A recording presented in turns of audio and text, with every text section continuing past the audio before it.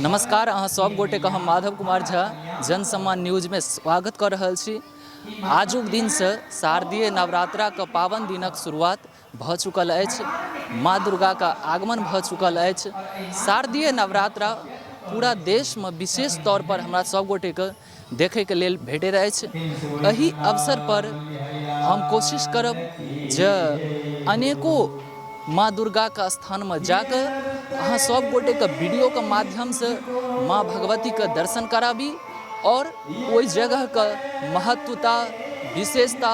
और सौंदर्यता के अहाँ सबके बीच राखी। एही क्रम में एखन हम सब एकटा एहन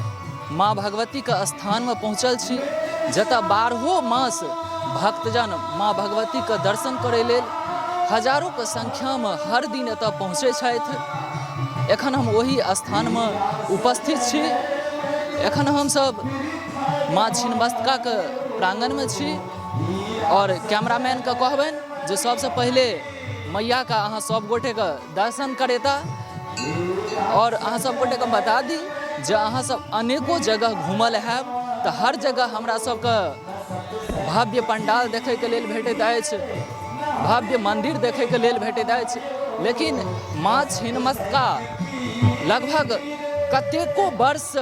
अही नीम के पेड़ के नीचा में शरण लेने छथि और कतेको बेर एहन बात उठले हैं जे एहि जगह पर मंदिर बनावल जाए, लेकिन